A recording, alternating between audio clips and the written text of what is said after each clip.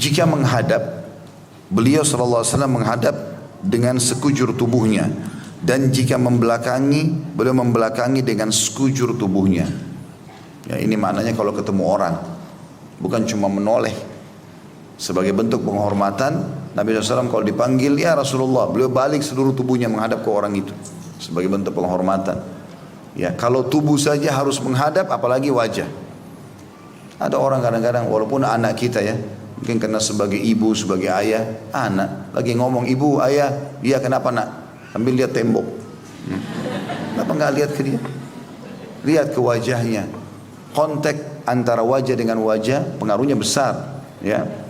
Tapi tentu di sini pada hal-hal yang dibolehkan ya. Jangan tarik ini, oh ini kan akhwat bertanya, saya lihat aja terus. Ya. Kan harus menghadap. Nggak boleh kalau yang haram. Tetapi yang dimaksud ini adalah yang dibolehkan, ada batasan syar'i. Ya. Tadi saya bilang antara orang tua sama anak, saudara sama saudaranya, sesama jenisnya laki-laki sama laki, perempuan sama perempuan, maka itu bentuk penghormatan. Kontak mata, kita interaksi wajah dan tubuh kita menghadap ke dia, dia merasa, oh iya, apa yang dia sampaikan ini diperhatikan ya. Seperti itulah. Termasuk dalam masalah ini teman-teman, kadang-kadang ada orang mungkin memang karena dia belum faham, atau memang bagi dia itu masalah besar, tapi bagi kita masalah kecil. Dengarkan keluh kesahnya saudara kita muslim. Jadi kadang-kadang dia datang, saya mau nyampaikan begini. Seringkali di habis pengajian dia datang kepada saya, Ustaz, ada terjadi seperti ini. Lalu dia seperti masalah besar. Tapi begitu dia sampaikan, menurut saya sangat kecil masalah itu. Tapi saya tidak boleh menganggap remeh apa yang sedang dia bahasakan. Mungkin bagi dia itu sangat besar. Sehingga saya memberikan solusi dan dia mendapatkan inspirasi jawaban itu. Ya. Baik, hadis pertama dalam pasal kita ini, nomor 255, kata Imam Bukhari rahimahullah, Bishr bin Muhammad mengabarkan kepada kami, ia berkata, Abdullah mengabarkan kepada kami, ia berkata, Usama bin Zaid mengabarkan kepada kami, ia berkata, Musa bin Muslim maula binti Kariz an Abi Hurairah radhiyallahu anhu annahu rubbama haddatha 'ala an-nabi sallallahu alaihi wasallam fayaqul haddathanihi ahdabu syufrain abyadul qashhain idza aqbala jami'an wa idza adbara jami'an lam tara 'ainun mithlah wa lan tarahu. Dari Abu Hurairah radhiyallahu anhu bahwa terkadang jika ia meriwayatkan dari Nabi sallallahu alaihi wasallam, ia berkata, aku diberitahukan oleh orang yang buluh di dua matanya panjang, kedua pinggulnya putih. Jika menghadap, beliau menghadap sekujurnya. Jika berpaling, beliau berpaling dengan sekujur tubuhnya. Mata belum pernah melihat semacam itu dan tidak akan pernah. Di sini teman-teman sekalian, ada kandungan hadis dulu. Hadis di atas menunjukkan sebagian sifat dan watak Nabi SAW, yaitu jika menghadap sesuatu, maka beliau akan menghadapkan seluruh badannya ke benda tersebut, tidak sebagian badan saja. Hal itu beliau lakukan agar badan dan hati senantiasa selaras, sebab dengan memalingkan sebagian badan ke benda yang dilihat menunjukkan watak yang kepura-puraan dan pandir. Hadis ini kita bedah dulu teman-teman sekalian. Yang pertama kita bisa ambil dari hadis ini adalah adab seorang sahabat Abu Hurairah radhiyallahu anhu, dan beliau bernama Abdurrahman ibn Sakhar, ya. Mendapatkan julukan Abu Hurairah karena beliau pernah memelihara kucing. Hurairah atau Hirra itu adalah kucing. Ya. Abu Hurairah ini radhiyallahu anhu karena cintanya kepada Nabi sallallahu alaihi wasallam, maka kadang-kadang kalau beliau menyampaikan riwayat dari Nabi, beliau sambil menukil cirinya Nabi. Ya, jadi beliau di antara hadis ini disebutkan, aku telah diberitahukan oleh, jadi dia tidak mengatakan Rasulullah SAW, dia mengatakan, menyebutkan ciri yang dia ingin orang lain dengar. Karena memang kebetulan Abu Hurairah waktu itu menyampaikan hadis ini atau riwayat ini bukan kepada para sahabat, tetapi kepada tabi'in, orang-orang yang belum pernah lihat Nabi. Maka beliau mengatakan, aku diberitahukan oleh orang, maksudnya Nabi SAW, yang bulu di dua matanya panjang. Jadi salah satu ciri Nabi SAW adalah bulu mata beliau sangat lebat alaihissalatu wassalam. Dalam riwayat yang lain disebutkan beliau memiliki rambut yang hitam dan tidak geriting, tidak lurus sekali, berombak. Kadang-kadang beliau biarkan sampai kuping atau dibiarkan sampai ke pundaknya. Lalu beliau memiliki badan yang sangat tinggi dan kekar, ya. Kedua pundaknya lebar, dadanya bidang gitu kan. Dan Nabi SAW memiliki kulit yang sangat putih, karena putihnya pipinya beliau kemerah-merahan alaihissalam.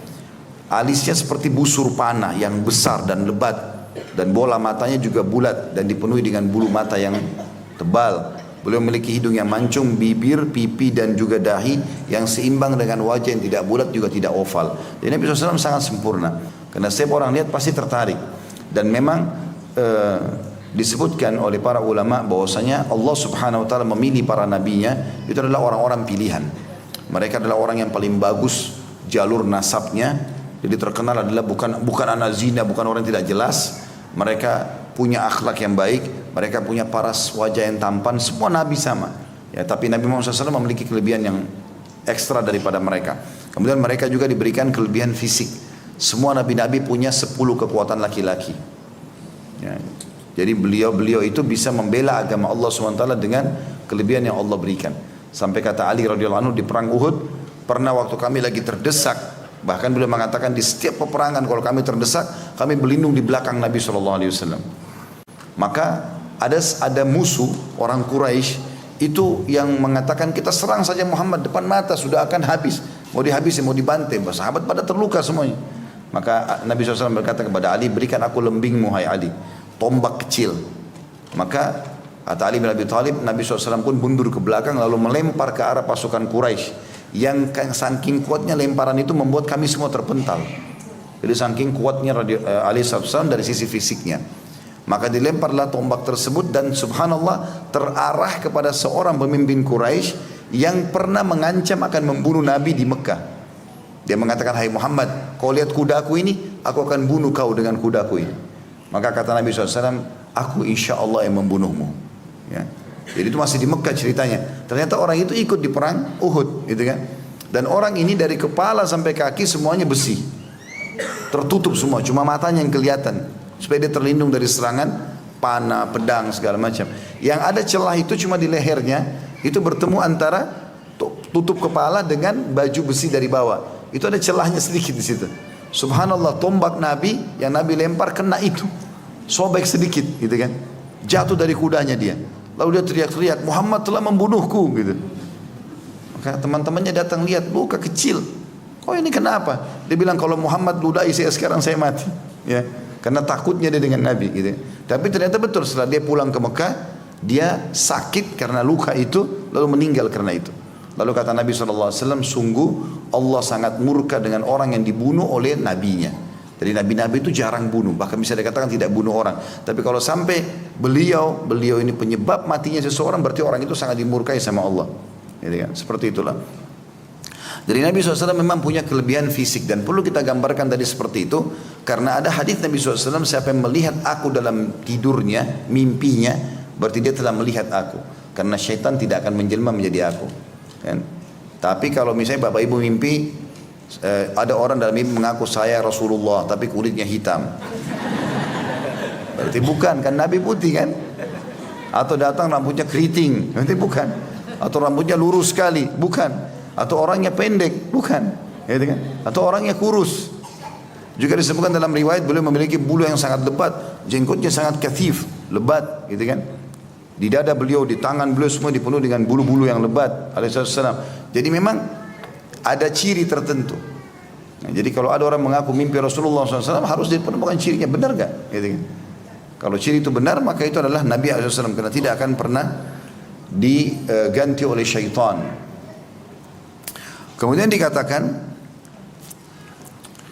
bahwasanya Nabi SAW, Abu Hurairah berkata, telah disampaikan kepadaku dari orang yang memiliki bulu yang lebat di kedua matanya atau di dua matanya yang panjang.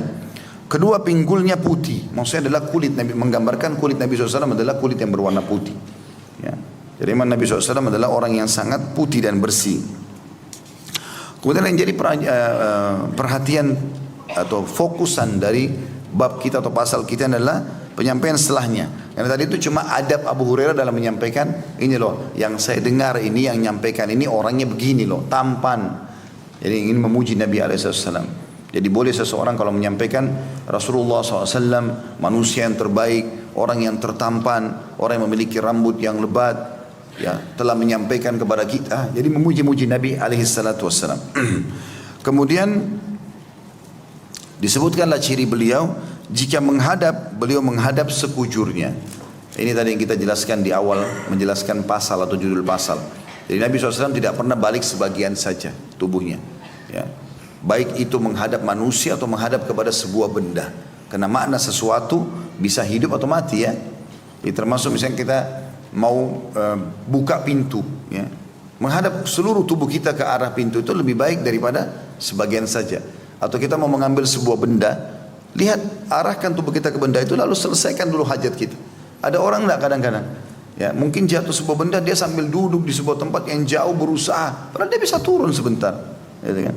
Sehingga akhirnya tidak maksimal dalam menyelesaikan pekerjaannya. Atau mungkin dia mau meraba sesuatu, mau ngambil, karena tidak lihat, akhirnya kesentuh dengan benda tajam, lukalah tangannya misalnya. Kemudian dikatakan, kata beliau, jika berpaling, beliau pun berpaling dengan sekujur tubuhnya. Kalau sudah selesai semuanya, maka beliau berpaling dengan seluruh tubuh. Jadi tidak sambil jalan sambil noleh, akhirnya tabrak, ya, yang di depannya. Jadi Nabi SAW kalau sudah selesai jalan, masih ada hajatnya, kembali lagi seluruh tubuhnya kembali. Maka di sini Abu Hurairah kembali memuji Nabi SAW. Beliau mengatakan semua tadi fisik itu dan sikap dan sifat yang baik itu, maka belum pernah mata melihat semacam itu. Abu Hurairah seakan-akan menggambarkan, saya selama hidup belum pernah saya lihat ada orang sesempurna Nabi dari sisi ketampanannya, belum pernah juga saya lihat ada orang seperti itu adab dan tata keramanya. Kalau menghadap orang, menghadap semuanya, dihormati. Kalau dia berpaling semuanya, gitu kan. Dan kata Abu Hurairah memastikan, dan tidak akan pernah mata bisa melihat seperti itu lagi.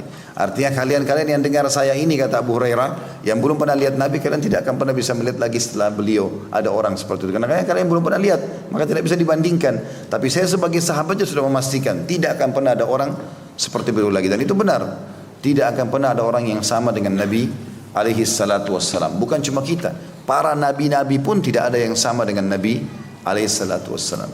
Makanya beliau mengatakan, aku adalah Sayyid Walad Bani Adam, atau Sayyid Walad Adam, ya. Aku adalah tuannya anak-anak Adam.